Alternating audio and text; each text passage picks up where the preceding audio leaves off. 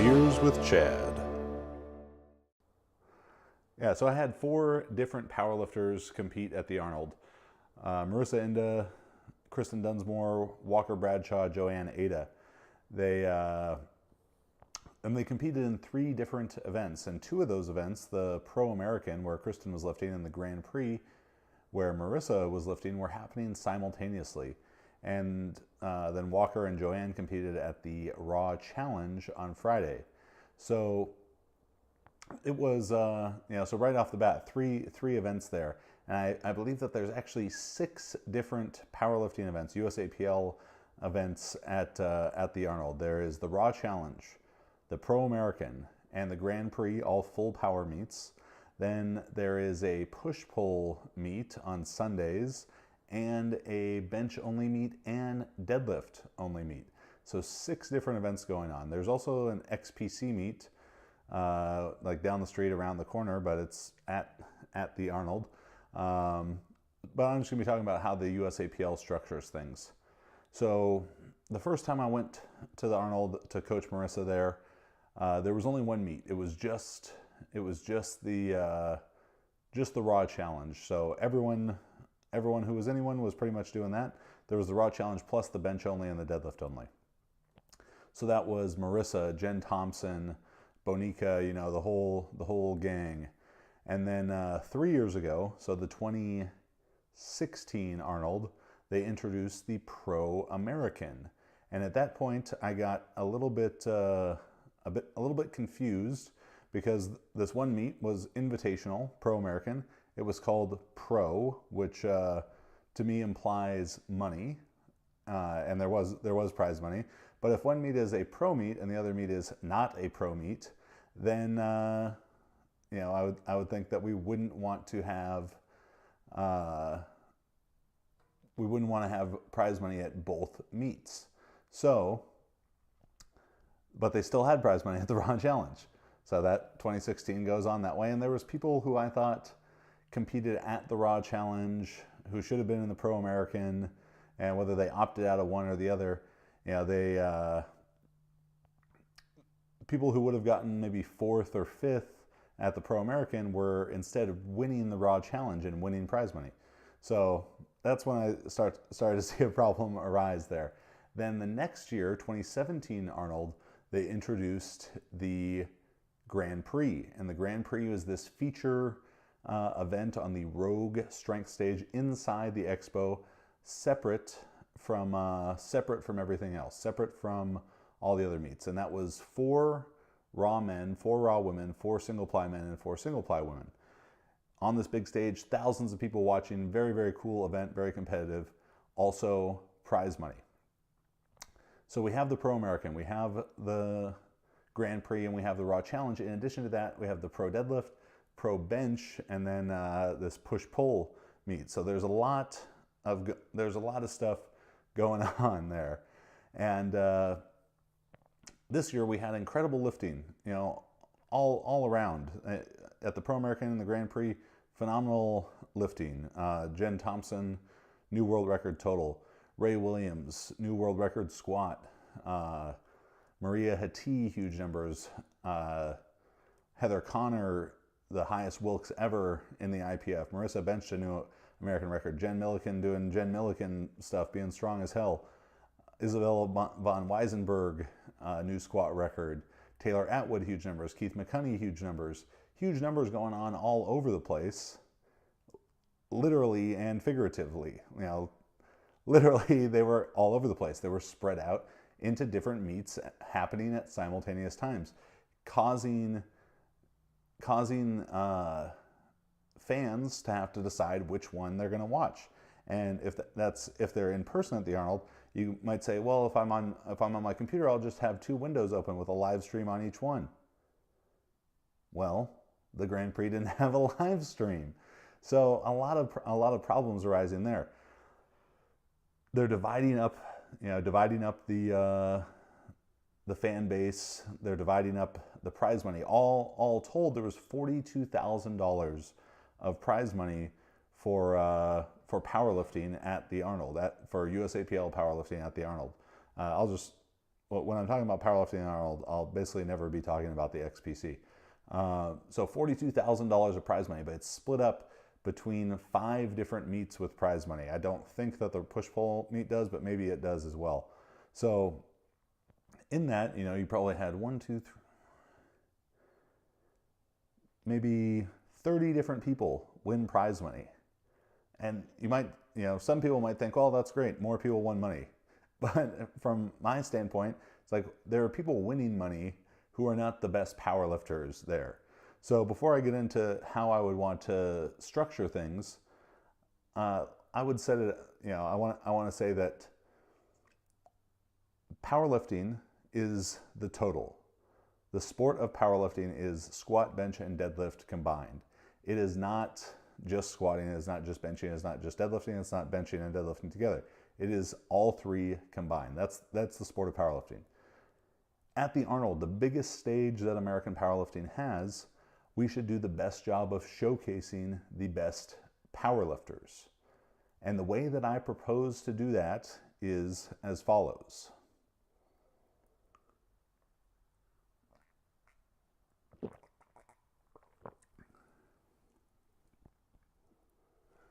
So what I think that they should do is, and I know that there's cost prohibitive things to this. They pay a lot of money to have the live stream for stuff. They pay a lot of money to just have the hall that things are held in. But, and I'll get through all these reasons, what I think that they need to do is take the Grand Prix, whatever you want to call it, Grand Prix, Pro American, whatever, the meet that's on the Rogue Strength stage, make it just raw powerlifting. In fact, make the whole thing just raw powerlifting.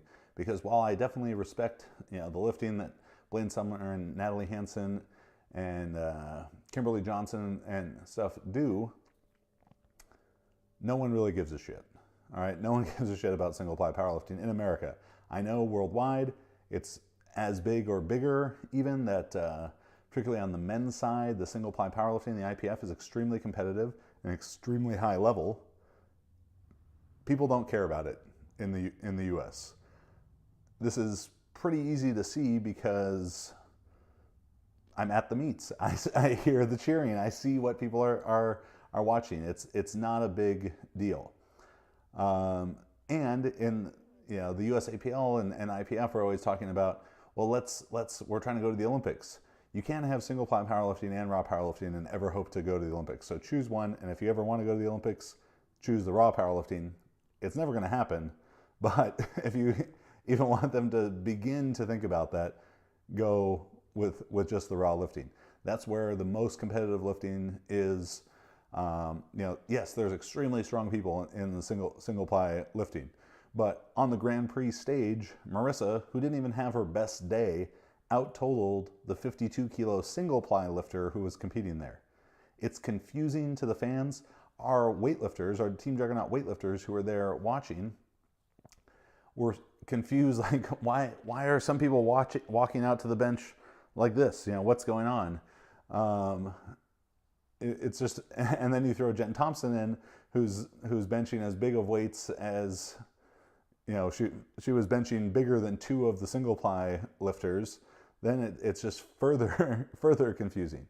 So that's the first thing they need to do. They need to just go all raw lifting in, let's call it the Grand Prix meet.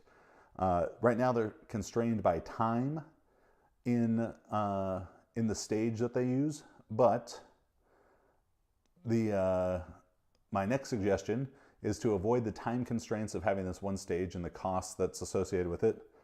Drop the bench only meet, drop the deadlift only meet. Though that's not powerlifting. Powerlifting, squat, bench, deadlift, all 3 together. Okay, so now we have the Grand Prix, just raw meat, full power. Expand that, instead of it being 8 men and 8 women, let's take it to a full flight. So 14 men, 14 women. This lines up very, very well. Recently, the USAPL came out with their top 25 lifters by Wilks for men and women. On the women's side, there is pretty distinctly, from the 2017 rankings, pretty distinctly 4 top women Jen Milliken, Kim Walford, Marissa, and Jen Thompson, who are all at 530 plus in the Wilks. And then you had about another 9 lifters after that, from 517 Wilks down to about 490, 492, something like that.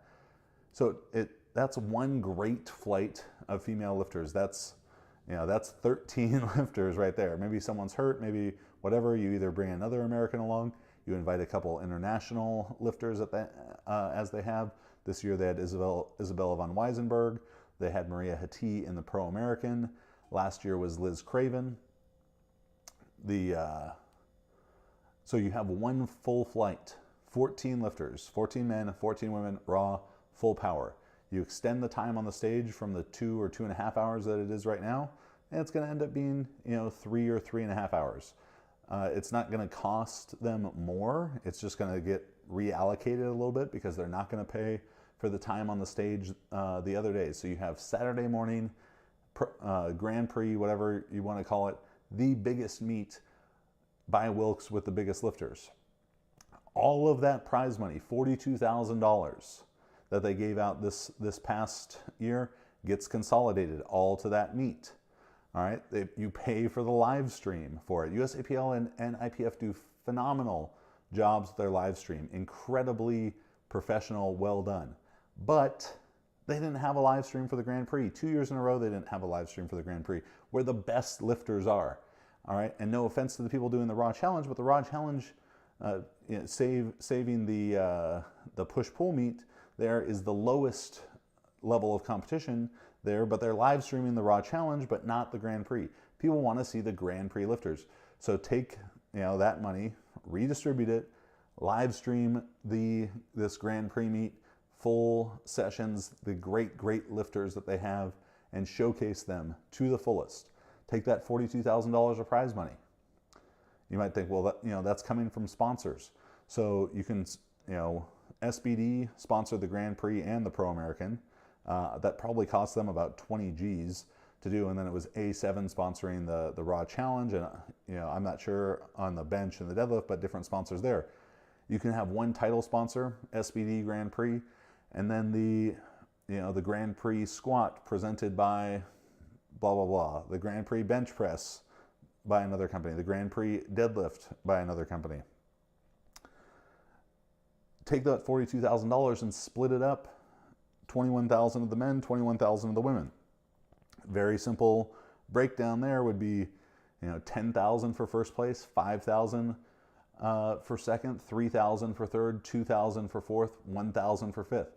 Now you still are going to pay out 10 lifters, but they're going to be the 10 most elite lifters there, 5 on the men's side, 5 on the women's side, where currently people are getting paid who if everyone was in one meet, they wouldn't be getting paid. It's not a charity. Not everyone needs to get paid. So just stop stop paying out at all the meets.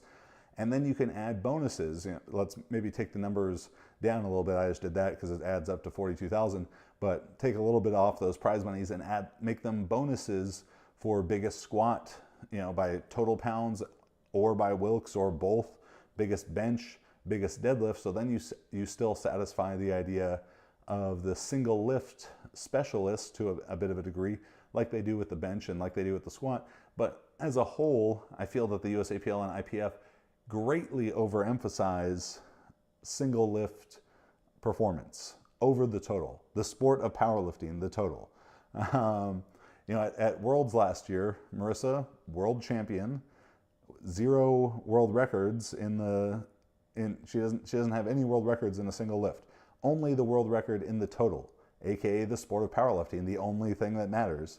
And we're seeing, on the IPF Instagram, this squat record get posted, this bench record get posted, this deadlift record get posted, without a mention of the fucking champion of the whole thing. The reason that they're there, to make the biggest total. So this will allow more attention being given to the thing that actually matters the most. So let's say they have this meet on Saturday morning, huge deal, huge crowd, great event. And it would be and it will be. And the events they do now are great. They just could be better. And now you have the Raw Challenge meet, full power powerlifting. That's what powerlifting is: squat, bench, and deadlift. And that can go on Friday, Saturday, and Sunday if you want to. USAPL can get, probably 250 some lifters in that over the 3 days, still in a great venue, still great energy. If you want to live stream that, go ahead and do that. Don't put any prize money on it, because why would you pay the next tier down, the second tier of lifters, prize money? Give that to the professional power lifters, and just have a great local meet there that people come compete at. They get the experience of the Arnold. Most people aren't going there to win any prize money. They don't have a shot at it, so that's not going to change the signups. You can have a great meet going on the whole time there. Emphasize raw powerlifting, the fastest growing, the most interesting, most relatable to the fans, and emphasize full power. That's what powerlifting is. Full power meets. Maybe someone has to take a token squat or a token bench or a token deadlift because of whatever injury or something. Maybe they're just not very good at that meet. Maybe there's going to be someone who's in the Raw Challenge, and they're a huge bench presser or a huge deadlifter, and they're going to complain, well, I should be in there winning that prize money because I had the biggest bench of the entire weekend between all the meets, but they didn't have a total that would qualify them. Well, guess what? Get better at powerlifting. Then you can be in the premier powerlifting meet to win money with your big single lift that contributes to your big total. Again, the sport of powerlifting.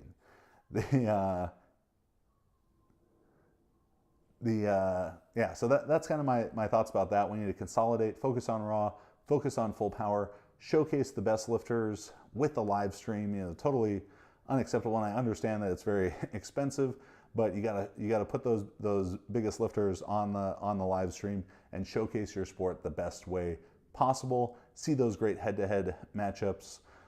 You'd have great intra-weight class matchups, as well as great competition for the Wilks. This year the biggest Wilks was outside, on the men's and women's side, was outside of the Grand Prix, which is supposed to be the best meet. Heather Connor made the highest Wilks of all time in the Pro American, 558.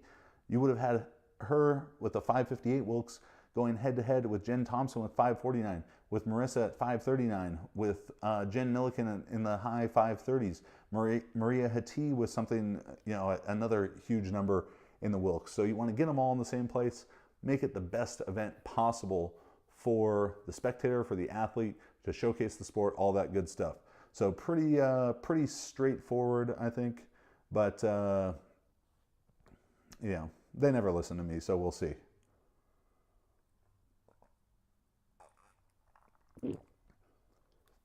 The next part of things that I want to talk about: Pan Am selection, drug testing, corruption, I don't know, within USAW.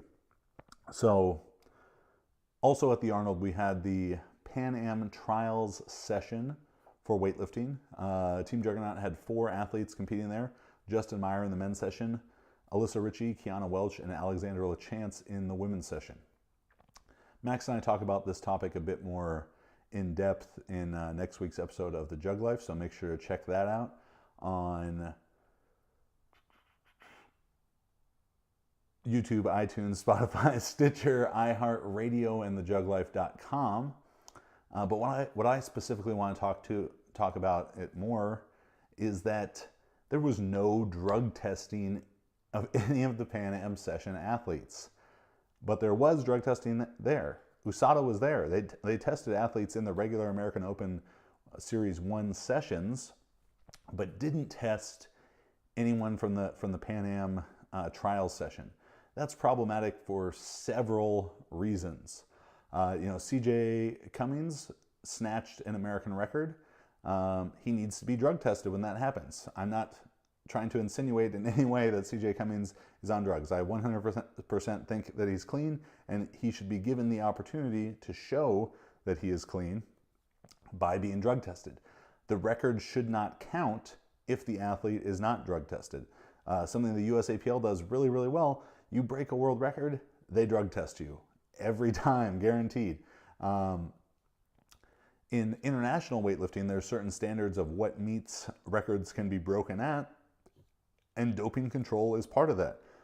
Chinese nationals, Russian nationals, there's people lifting huge, huge weights in excess of the world record, often every year, maybe multiple people every year, but they don't count towards world records. They cannot be official world records because there's not doping control there.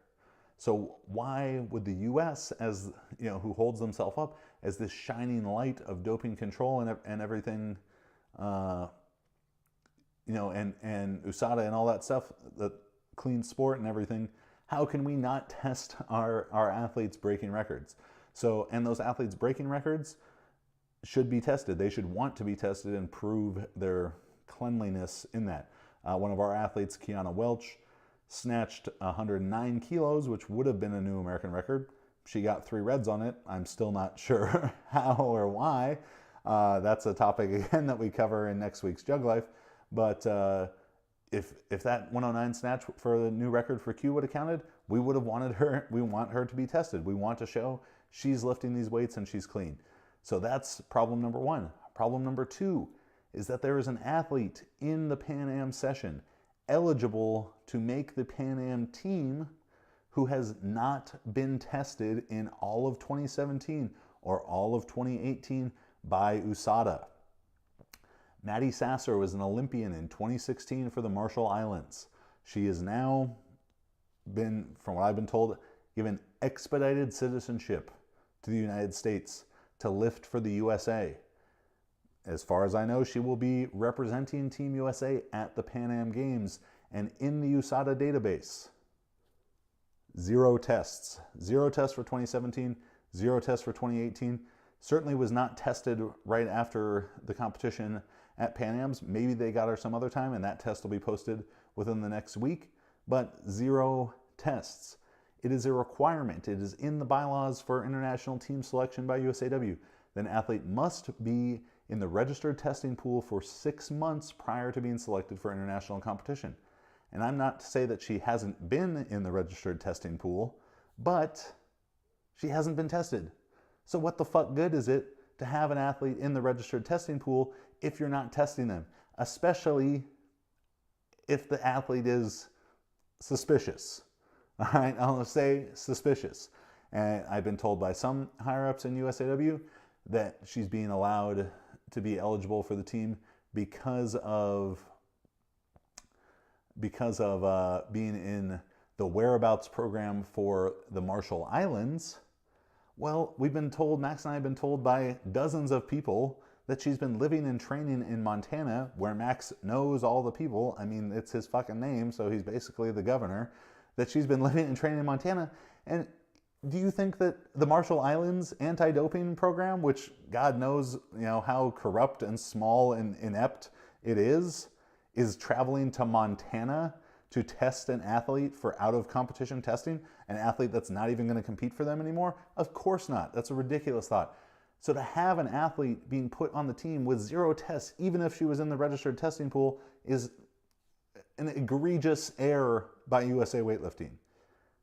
Let's rewind. 2016 University Nationals included a world team trial session in it. Also at that meet, Alex Lee broke an American record. There were some big lifts that happened. There was a big uproar after that meet that American records were broken. People were making teams without drug testing. USADA was not there, did not test anyone. Here, they were at the Arnold and just didn't test anyone in the Pan Am session. There, they weren't even present. This was a meet in Utah. Big uproar about it. People are saying that USADA was asked to be there, told to be there, told the schedule, and then they didn't show up. They refused to show up. They no-showed, whatever the reason was. USADA catches wind of that a few weeks later and says, no, in fact, we were told not to come and test this event. In that meet, Sarah Robles was her first competition back from a 2-year doping suspension. USADA is not there. You know, Sarah has been the most tested U.S. weightlifter, 10 tests in 2017 and 2018. All of them passed. Fantastic lifter, fantastic performances. Sarah Robles is lifting clean. But to have a first meet back for an athlete coming off suspension who then went on to qualify for the world team under very controversial circumstances, basically being put onto the world team with some sort of loophole, not qualifying for it the same way that everyone else did because of a lack of international competition during that time period, to not test that athlete is unacceptable. It is unacceptable, especially when you hold yourself up as the best anti-doping program, the stalwarts against doping in sports. Fast forward a few years before that, Jiralee Vega, coming off of a doping suspension when she competed from Puerto Rico, is brought to the United States, expedited citizenship, lifts for the US, not in the registered testing pool, no tests, lifts big weights, then lifts for the US at the subsequent World Championships without having been tested. Her result in that meet, in her earliest time in the US, coming fresh off of a doping suspension when she had not been tested by USADA, were the biggest weights that she lifted in her entire career as an American lifter. There's too many similarities to that Jiralee Vega situation or that University Nationals World Team Trials situation and this Pan Am Trials Maddie Sasser situation for me to feel comfortable with. If you're going to take a hardline stance on doping, then take a hardline stance on doping. All right, it has to be for everyone. If you want it to be like Russia and it's for no one, then make it for no one. But make up your fucking mind about where you really stand on doping. There are other issues pertaining to this that I'm not going to get into at this time, but there's just inconsistencies in what I'm seeing in the way that USAW enforces anti-doping violations, safe sport violations that need to be handled. It needs to be consistent. It needs to be transparent. It needs to be what they say they want to be, which is this great,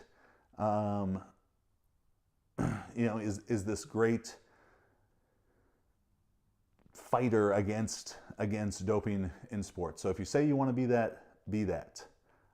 That's all I got to say for today. This was another episode, Beers with Chad, bonus episode to the Jug Life podcast. It will be up on all our feeds tomorrow morning, just the audio version, so you'll be able to find it on iTunes, Spotify, Stitcher, iHeartRadio. And next week I'll be in Australia with clinics in Brisbane and Canberra that are all sold out. Space still remaining for my programming lecture in Melbourne. Then right after that, I'm going to be in New York. 2 Jug Life Live events. One that is sold out on Friday night, Snatch Clinic plus Jug Life Live at JDI Barbell. Then the next night we will be at Outlift Athletics in Long Island for a free squat clinic and then Jug Life Live. So visit the events section at store.jtsstrength.com to sign up for that. Subscribe to our YouTube, subscribe to the Jug Life podcast, give us a 5-star review, write us something funny or nice. If you're interested in online coaching, visit juggernautcoaching.com. We have powerlifting, weightlifting, super total power building, and strongman coaching. So check all those out. Thanks for watching. Do not be complacent in just accepting what some of these governing bodies are doing. You have a voice, so let them hear it and make sure that this stuff is getting done the right way. Thank you for watching, and I'll see you next week.